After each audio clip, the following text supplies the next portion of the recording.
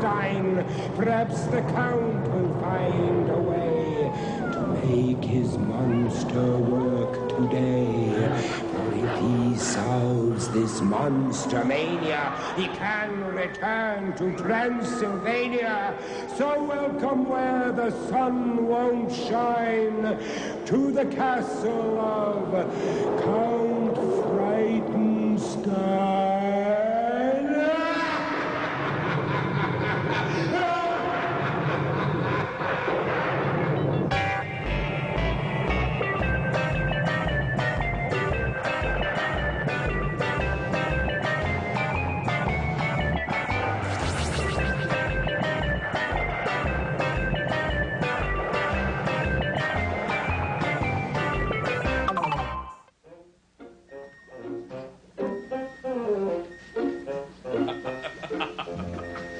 All right, you little devils. Tiptoe through the tulips. Hey, I was only kidding.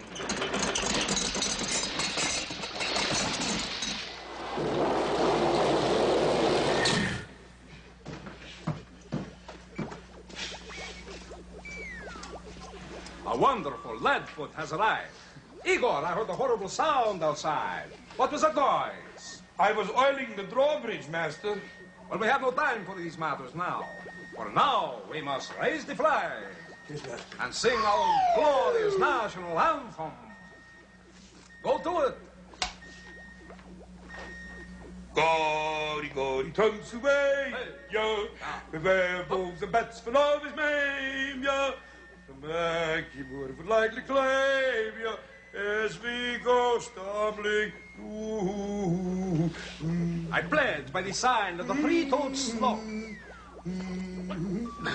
that I will do my best to do my duty, to always obey the laws of the werewolf pack, and to never rest until Brucey lives once more and takes his rightful place in the annals of distinguished monsters. And I can once again return to that most glorious of all lives. Trot your way.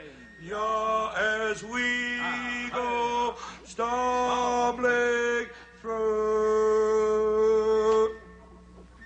You would take accounts, no? Corsi on you. All right, Igor, come back here. I want you to explain. What were you doing? Master, I was outside oiling the drawbridge. Why would it take you so long to oil a drawbridge? Well, master, it was down 3 quarts. You're a very slippery fellow.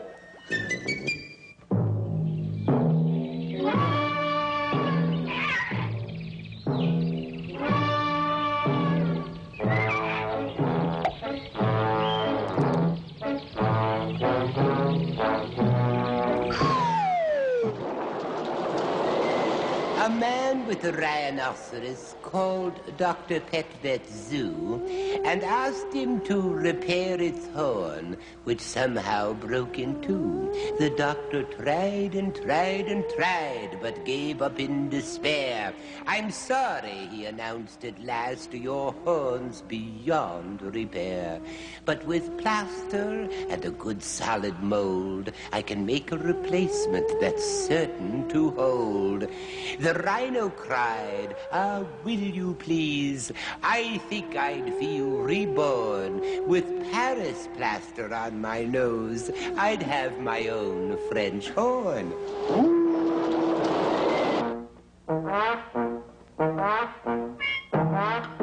The most fantastic selection of pets lately. Oh, what beautiful animals. And I'm expecting Dr. Petvet any minute. Hello. He's here. Igor. Goodbye. Hello, Dr. Petvet. Look what we've got today. Oh, look at this fellow. This is Georgie. Here, Georgie. Georgie? Let Igor hold you. Come on, Georgie. That's a good boy. Oh, what look a at that. doggy. You know what kind of a dog this is? What Just kind hold dog? on to him. Come on around here. Come here. That's a good boy. This is an old English sheepdog. Isn't he beautiful? Beautiful. That's right. Oh. Now he's large and strong, as you can see, with an impressive-looking characteristic. He has a rolling, bear-like gait about him and this shaggy coat. See how shaggy all that is? Yes. Oh, yes. Now they're blue or blue and white in color. Now, the coat is so profuse that it even covers the eyes. Now, I'm going to show you something about that. When I say profuse, you know what that means? It means a lot. That's right. Very good. Yes. Now, you see, here, come on now. Come on, Georgie. Come on, I'm going to walk you. I'm going to walk you. Yes, come on. You listen to Pet now. That's a boy. Now, you see, when he's being shown in his show, or in the dog trials, they comb the hair down in front of his eyes. But actually, you see, look. There. Oh, See? you can put a ribbon in his hair. Sure, you can really make him look pretty, but he might not like that. I don't know. He's beautiful. Now he has a square head and long square jaw, flat ears, and short compact body, straight legs, and that's not a very old breed, you know, in spite of the name Old Sheepdog. That's not true. Now they originated in late 18th century.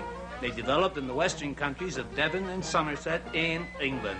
Now there's been, well, they've only been known for about 200 years, and they're unique in type and character. Now, some very unusual crossbreeding would seem to be the logical answer to the ancestry of the Old English Sheepdog. And I want you to have Georgie, Igor. Listen, I'll phone the slaughter. Don't phone him, you go and ask him. Be personal about it. That's it. Wait for me. Oh, Georgie and I'll wait. We're not going anywhere. Mr. Slaughter, I have an old English... Oops. His name is Georgie. I think it's a nice name. Yeah. Well, I'm sorry, Igor. It didn't work out again. Goodbye, Georgie. But maybe sometime, eh? Come and see us again. And remember, have Igor. Have a look at me so you can recognize me. Igor, pets are friends. Pets are friends. That's right, they are. Goodbye. I dig the animal world.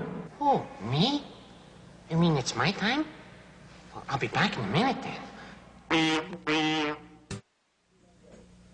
Harvey Wallbanger. Why, Gronk. I bited my thumb. All right, pull over there. This is a grammar raid. All right, Igor. The grammar slammer's back again. Are you alone? Grammar Slammer Bammer reporting to Hammer Igor. No, Igor. I brought along your old friend, the Bammer. He's no friend of mine. Really? Well, whose friend is he? Yours, isn't he? Heavens, no, I can't abide him. Bammer, Hammer, Slammer. Well, never mind. Now it's time for your you-know-what lesson. Igor, you've been strangling the English language. Strangle. Quiet now, Bammer. Igor, you said I bited my thumb. Now, what would make you say something like that? You wouldn't believe me if I told you. Bammer. Now, stop that, you two. Bammer, Slammer. Igor, you said I bited my thumb. Now, you don't say that sort of thing. Now, one of those words is really wrong. Now, let's have an instant replay. I see. It sticks out like a sore thumb. That is correct. Bammer, Hammer now? Huh? All right, now, please be quiet. Oh. Now, I've got enough problems with him. Now, Igor, what should you have said instead of, I've bited my thumb? No, Igor. What's the proper thing to say? Goodness gracious. I do believe I've bited my thumb. Thank you. No, Igor. I want you to concentrate and think about it. Now, it should be, and let's see it right now, I've bitten my thumb. You see, Igor, I've bitten. I've bitten my thumb. I've bitten my thumb. Well, I'm sorry you're in pain, but at least you're saying it correctly now. Good. No need to slam That's Hammer right, Bammer Bammer. Give him a Igor hand. this time. Igor loves to dance.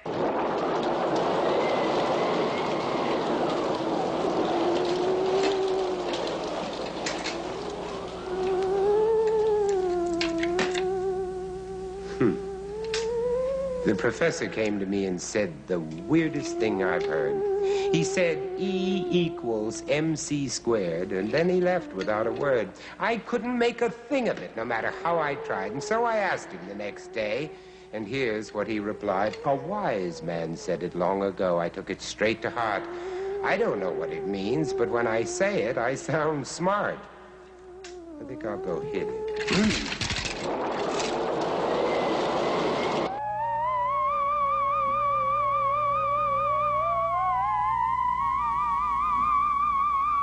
How do you do, my friends, abundantly many elsewhere and everywhere? Ladies and gentlemen, and boys and girls, I am the Professor Julius Sumner Miller, and physics is my business.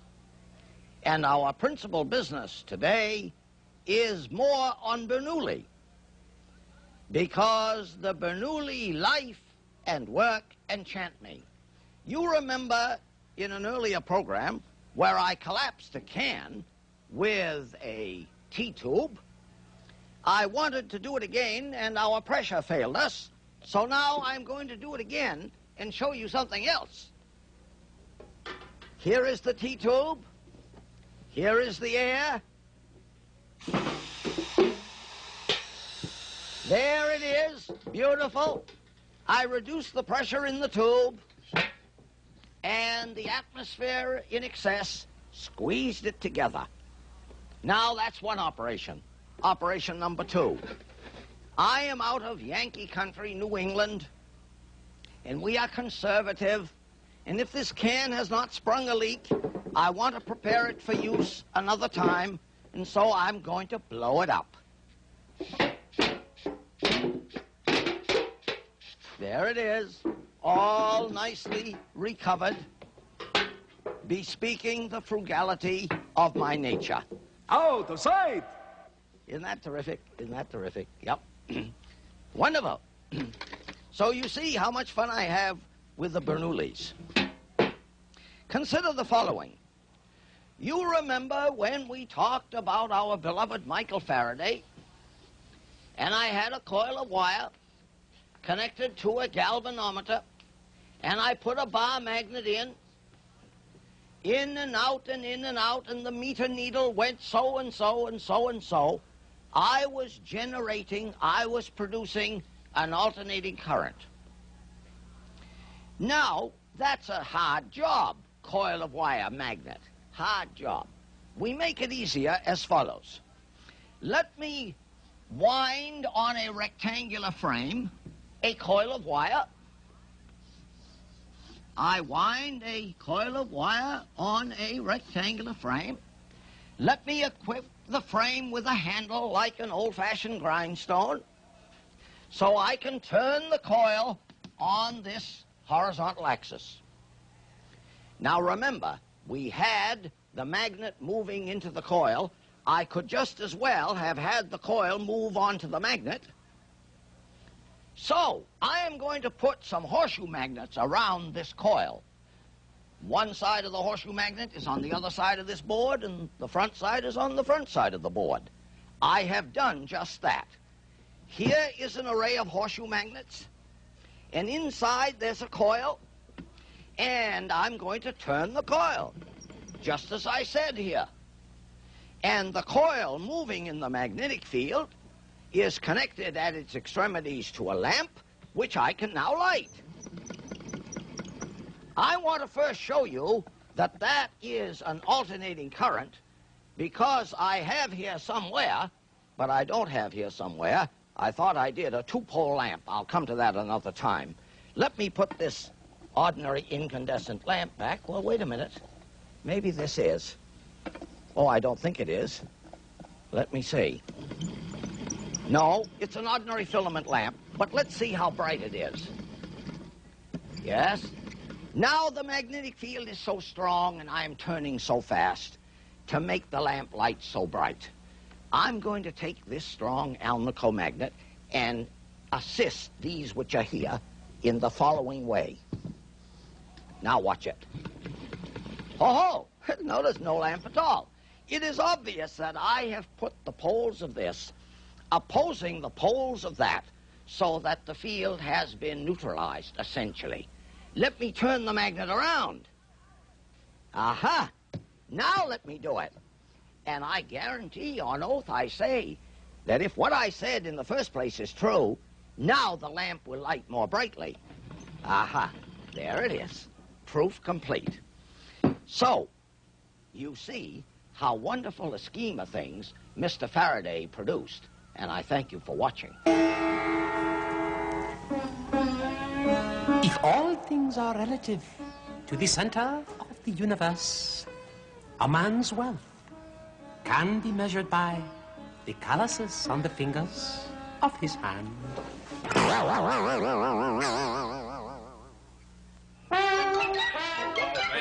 Welcome the world expert on protocol and etiquette, Griselda. How are you, Harvey? Hi there, Griselda. Ready for your mail? You bet I am. That's why I'm here. Well, we have a few letters for you again. Very good. People keep writing to you. I don't see why not. I keep cooking for them. If you can call it cooking. Just watch it, fella. All right, here's a letter over here. There. What does it say? Dear Griselda. Dear Griselda, say it again. Say it again. Dear Griselda. Oh, one more time to make my day complete. Dear Griselda. Dear Griselda. Oh, the music to my ears. Okay, Move go on, along Harvey. now. Yes, go ahead. Okay. Dear Griselda, I just received an invitation to a birthday party with the initials RSVP at the bottom.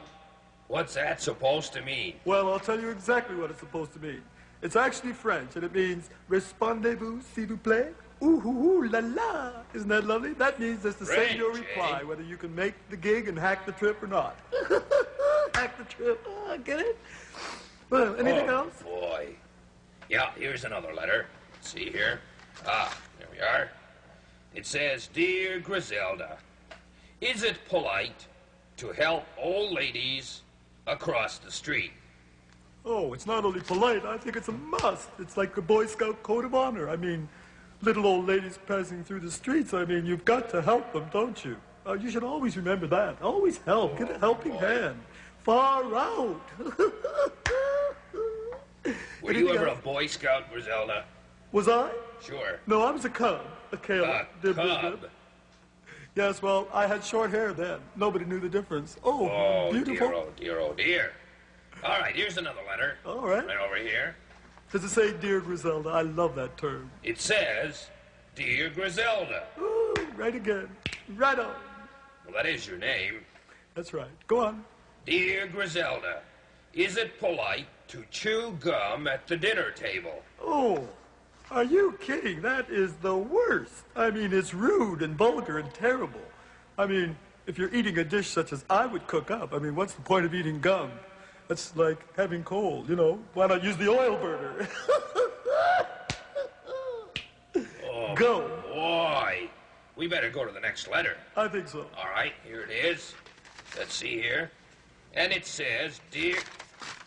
You having a little trouble? Can I help you there? Oh, that's okay. I can see it now. Very well. Dear Griselda. Yeah? What's the polite way to ask your guests to leave at the end of a party? Well, I think that the most polite way you could possibly use, and it being slightly abrupt, would be, hey, man, split! That's what I tell them all the time. Is there anything else? Split, eh? Split. You know, get lost, move it, out of sight. Oh, boy. Am I ever glad there are no more letters today. Oh, well, that's good. You know, That you are is so cute. Roll those eyes. Ian. What? Oh, you kid, I love you. I'll be come back to see you on. soon. Bye-bye. You can't go on and do that. Having done that, who knows? How can anyone possibly say they don't like Dracula? It's so effervescent.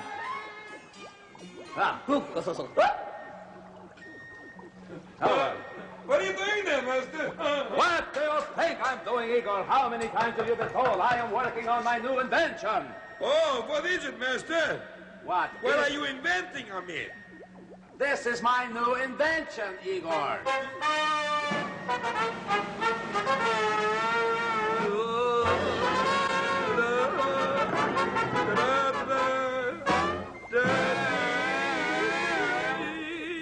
Well, Igor, never mind that.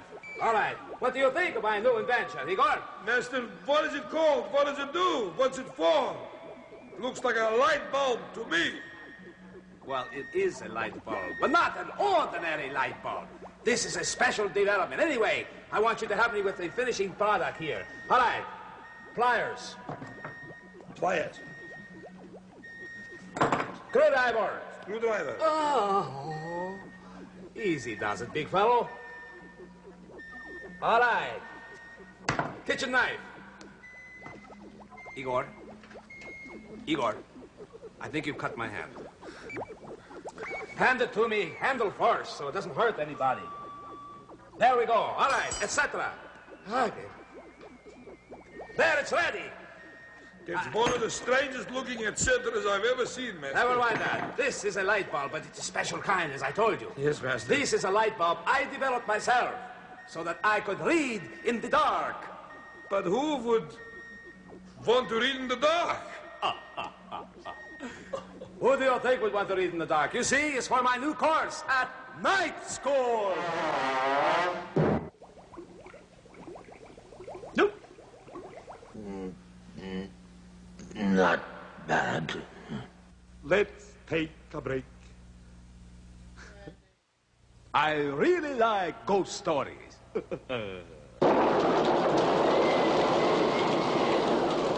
I tell you, all librarians do one thing that I hate. When you attempt to talk to them, they say that you must wait. One day, I tried to speak to one, but he would pay no heed. The more I tried, the more he sat, continuing to read. He said, "I've warned you many times, your shouts will raise my ire." I said, "Well, please forgive me, but your room is caught on fire."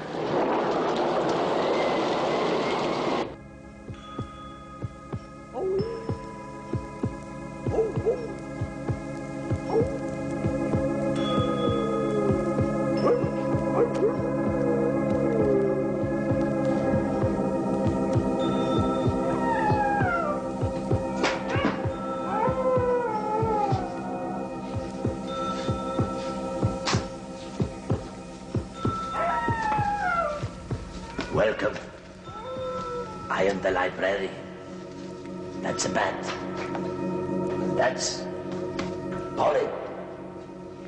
Now, I am going to terrify you with our story for today, which is The Donkey and the Lapdog. A man had a donkey and a Maltese lapdog. A very great beauty. The donkey was left in a stable and plenty of oats and hay to eat, just as any other donkey would. The lapdog knew many tricks and was a favorite with his master, who often fondled him and seldom went out to dine or to sup without bringing home some tidbit for him to eat. When he frisked and jumped about him in a manner pleasant to see, the donkey, on the contrary, had much work to do, grinding the cornmeal and in carrying wood from the forest or burdens for the farm. He often lamented his own hard fate and contrasted it with the luxury and idleness of the lapdog. Hello, cutie. Terrify them, terrify them. Till at last, one day, he broke his cords and halter and galloped into the master, kicking up his heels without measure and frisking and fawning as well as he could. He next tried to jump about his master as he had seen his lapdog do. He's getting mad, he's getting mad. But he broke the stable and smashed all the dishes upon it into bits. He then attempted to lick his master and jumped upon his back. Oh my goodness, that's going to hurt. The servants, hearing this strange hubbub and perceiving the danger to their master, quickly relieved him and drove out the monkey. Yes, drove him out to his stable with kicks and clubs and cuffs. Oh, it's getting violent. Yes, get them. The donkey, as he returned to his stall, beaten nearly to death, thus lamented, "I have brought it all on myself. Why could I have not been contented to labor with my companions and not wish to be idle all day, like that useless lapdog?" You're horrified, aren't you? No, you're not. Well, maybe next time. Until then, the librarian says, go to your library. And goodbye.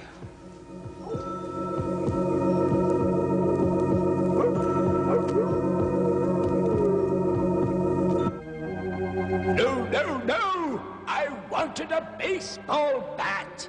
Oh. Well, don't you worry. I'll take care of the whole thing. Sure. Okay. Bye-bye. Goodbye. She's a good lady. I like her. Not bad. I didn't so. Hello. Knock, knock. Who's there? Boo. Boo who? Don't cry, Count. I'll call you later. Very fun. Very fun indeed. Oh. That's my doctor's clinic phone. Quick. Hello, this is the doctor's clinic. Count Breitenstein, M.D., at your service. Hello, Doc. Yes? I'm a little horse. You're a little horse. Oh, bully for you. But you might as well call a veterinarian. What do I know of such things? A little horse is like a Shetland pony. That's right. They don't get very big. Quick. That's my stockbroker's. Stockbroker's. Excuse me, please. Count Breitenstein stockbrokers. I know what it is. I'm trying to get the dust out of my face because of you. Hello, this is the Count Breitenstein stockbrokers. And our motto is, you buy the stock and we'll make sure you're a broker. Hello, Count? Hey, yes. Can you tell me, how's Dow Jones doing lately? Dow Jones? Well, I'll tell you, kid. You know, I haven't seen him for about 3 weeks. I think he's in the hospital, actually. Oh, well, you can't win them all. Fire phone! Yes, Frankenstone Fire Department here. This is the Chief Count speaking. I've got a hot one for you. What's that? My house is burning down. Really? Well, are you insured? No. You're not? Well, look, now, I think I might be able to interest you in a very interesting policy here. Well, you can't win them all, eh? Nothing seems to work around here. Any more phone calls? Good. Oh, wait a minute. That's the want-ad phone. Pick it up, Igor. Hello? Yes, hang on. Grope and Mall want-ads here. Yes, can I help you? Oh, I'd like to sell my house, please. Would you really? Well, can you describe it for me, please? Well, it's mostly frame and there's a lot of stone. The frame is mostly black. Is that right? Anything else? Well, there's a basement. Well, what's the basement look like? Mostly charcoal. It's mostly charcoal. You think you could sell it? Well, we might be able to sell it, but it would have to be a particular kind of customer. Who would buy it? Well, I would think someone who's interested in a large cookout might do. Absolutely nothing.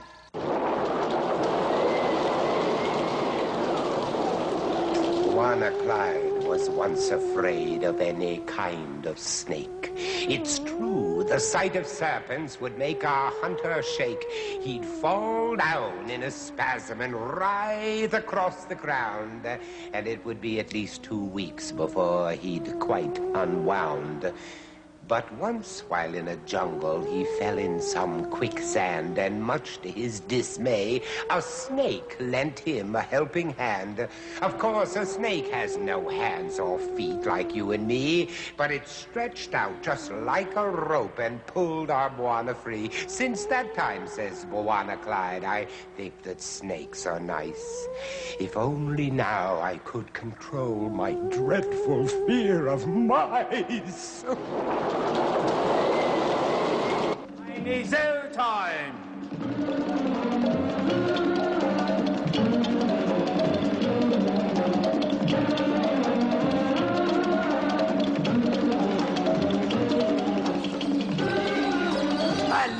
Hello, and so nice to see you today. Thank you for dropping in and seeing Bwana Clyde Batty. Oh, looks like I've got double trouble now. That's what I was saying. Bwana Clyde Batty.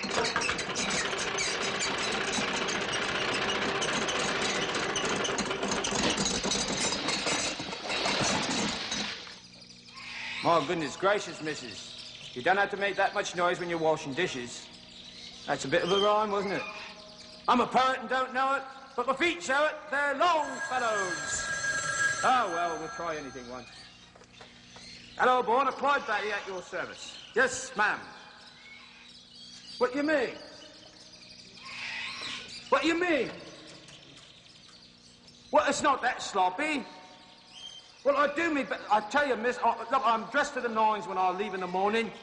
That's right, but when I take all my films and I go trekking over mountains and through forests and rivers and streams and gullies and what have you, then you can well see that I'm a little bit tattered and torn. Tattered and torn. Yeah, that's right. Yeah, I like to sing now and then. You'll forgive me. Well, thank you. I'll try to get myself a little more shipshape next time you come around. Lovely, ma'am. All right, bye-bye. Goodbye. All right, now it's just about time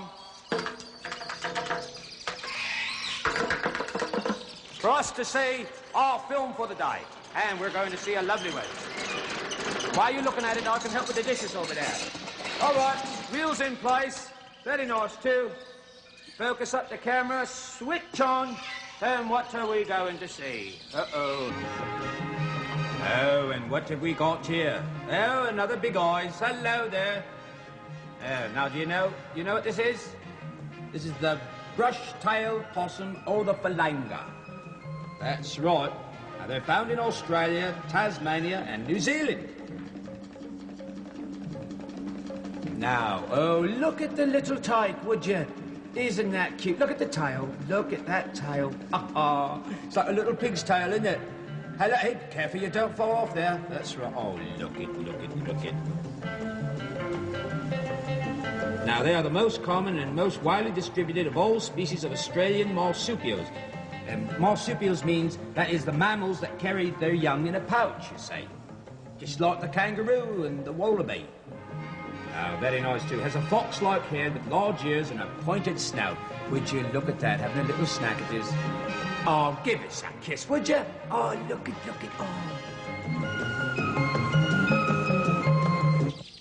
Oh, lovely. That's quite nice. Did you like that film? Wasn't that interesting? I certainly think it was. Well, it's that time again when Bwana Clydebatty must say, Ooga booga, which in this case means when you visit the marketplace, he only needs a true spirit to buy a cheap camel. Or a camel cheap, whatever you wish. Yeah, it doesn't matter. All right, mates, ta-ra, and come back again soon, won't you? All right, very nice too. I think I quite like Bwana Clydebatty. And now, commercial.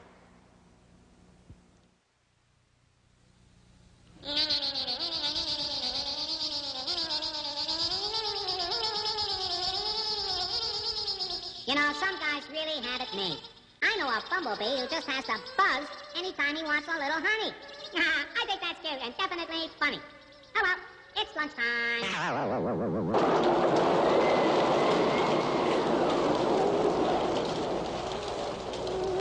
Griselda bought some spices once and put them on the rack.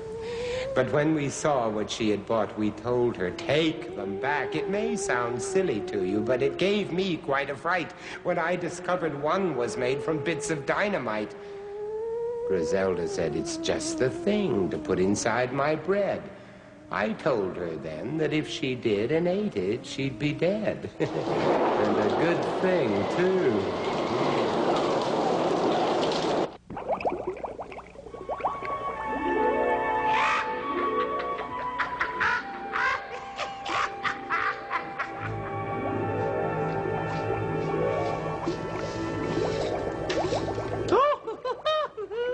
Hi, I'm Griselda, the gourmet.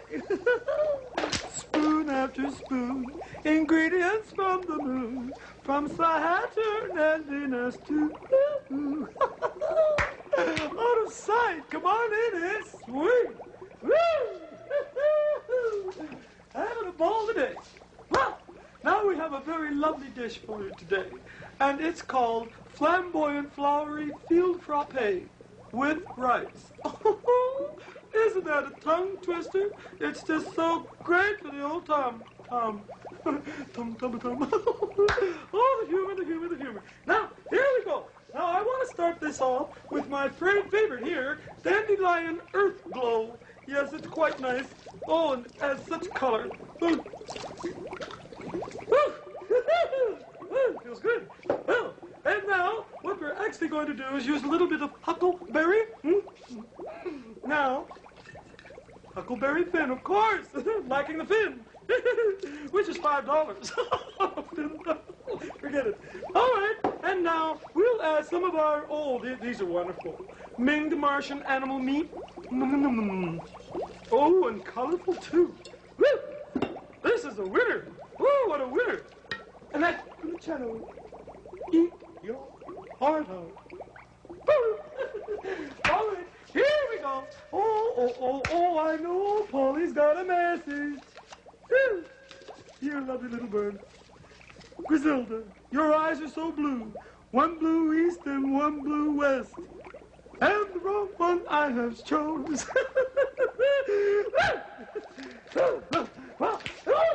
Slumber! I can't stand that broom.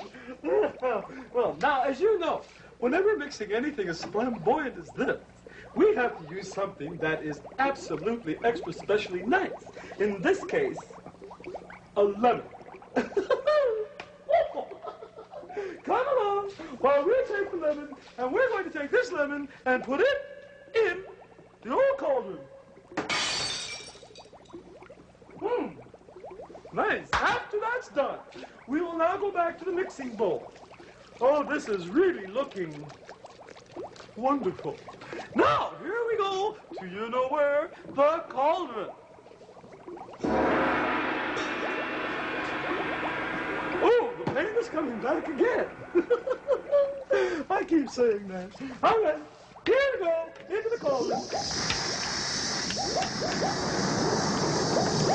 Cauldron, cauldron, toil and trouble. Cauldron boil and cauldron bubble. Okay, tasters.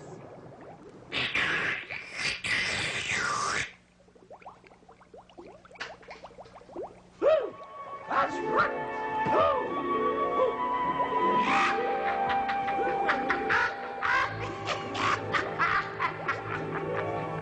Having done that, who knows?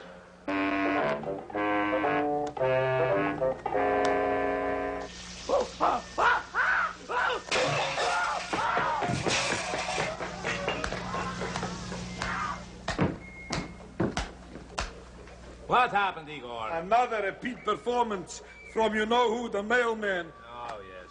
All right, well, tell me something. Did they come? Oh, yes, master. There's lots of bills and complaints from the villagers. Not talking about that. Those always come. You know what I mean. I knew all the time. I was just joking. Well, don't joke. Tell me. The baseball season tickets, master. They came. Oh, fantastic. All right, where are they? Here, master. No. I mean, where are they? What section are they in? Oh, in the red, master. In the red? That's good. I'm used to that. Yes, master. Oh, I just love to see those seats. I Yes, really would. Igor, where are you going? To show you the seats, master. Very funny, Igor. Hey, they look very much like the seats we had last year. Same seats, master. Wait a minute. I'd better phone the stadium to find out when the game is on, the first one. Take me out to the ball game. To the Take ball me out game. to the fair. Dracola Dingbats Baseball Club.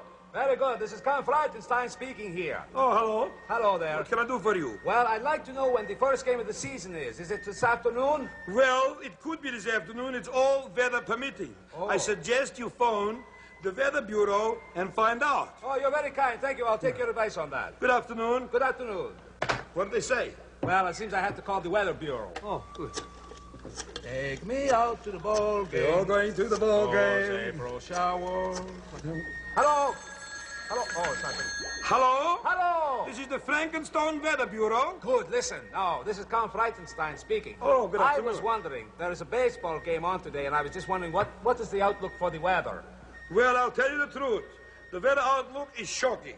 And due to the inclement rains, weather and the fact that it's raining, as well to boot also on top, all baseball season games will be canceled this season. Thank you very much. Are you sure? Well, this is not a recording. Thank you. Goodbye. Goodbye. Did you hear the news, Igor? No, master. What happened? It seems that all the games are canceled because of inclement weather. Well, there's nothing left to do. All right. Come on.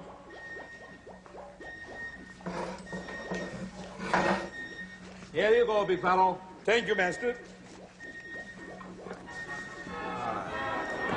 All right, sports fans, from Yankee Give us Stadium, some popcorn, once please. again, we have a grand afternoon for baseball.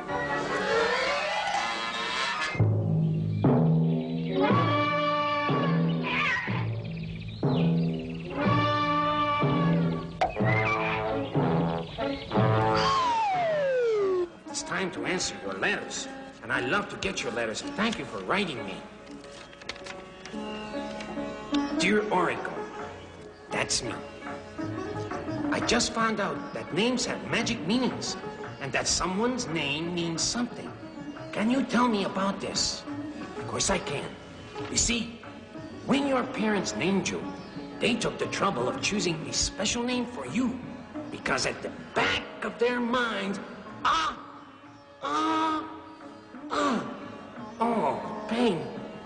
At the back of their minds was the old feeling that the name chosen would affect a child's character. In some primitive society, a man keeps his name secret, unless in case an evil magician gets hold of it and tries to destroy him by various means of witchcraft and such, using his name. And that is a no-no, yes. All right. Look to the stars. What does the oracle know? Station identification? I didn't know they had a wallet.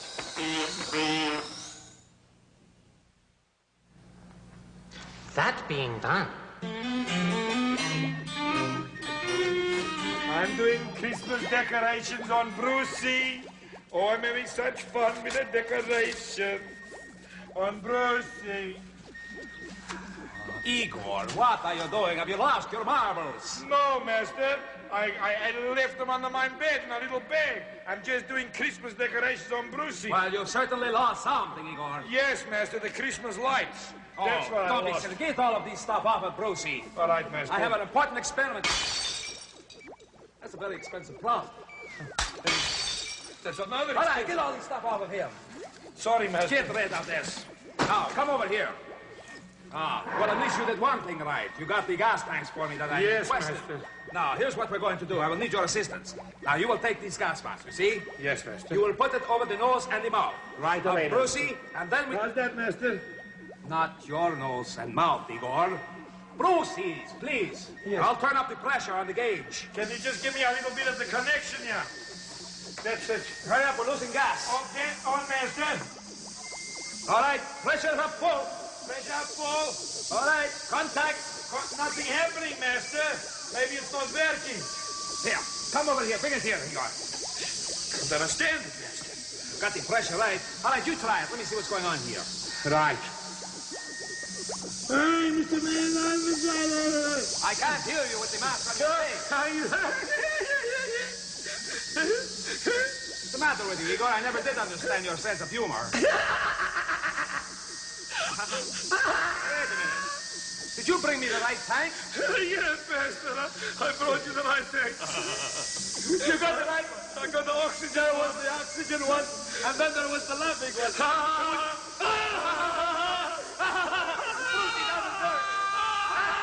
The Count and Igor. Gronk. I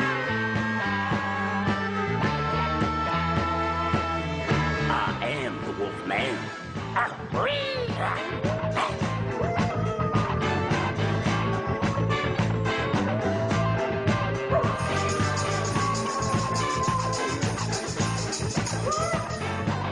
Hi-ho, and away we go. That is right. Your chauffeur of song. Pulling away from the curb. Get that? Really dig it. Who needs it? Blah. All right, I am the Wolfman coming to you from EECH, which is yak on your dial. That is correct. Now we got lots of things gonna happen tonight. Some groovy sounds, some groovy people. Things you used to remember, the moldy goldies from long ago. So, before we do that, let's try some chime time.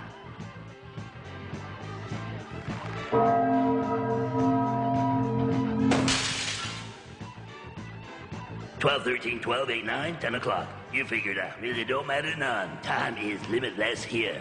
Groovy. Oh, man. Oh, dig all the letters, man. Yeah. Hello again, Harvey Glongblanger. No. It's Harvey Wallbanger. Harvey Wallbanger. I know it is. I just like to tease you. Well, Harvey, is there any mail for me today? Yes, we have some letters here. I There's see one one over right there. here. There you go. Very good. Bet you didn't bring your glasses. As a matter of fact, I did not bring my glasses. Would you be so kind as to read it to Certainly. me? Here we go. All right. It says here, Dear Count. Yes, that's me. Does Griselda know how to make a grilled cheese sandwich? Signed, Frankie. Dear Frankie, she probably could if it was in the recipe book, but it would have to be made with eggs. She just loves to throw the eggs. Far out, man. All right, and don't forget to send that little chap a picture, eh? One picture going out. You yeah, bet. boss. All right.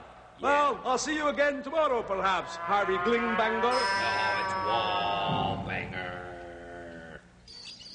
Nothing. The castle lights are growing dim. There's no one left but me and him. When next we meet in Frankenstone, don't come alone.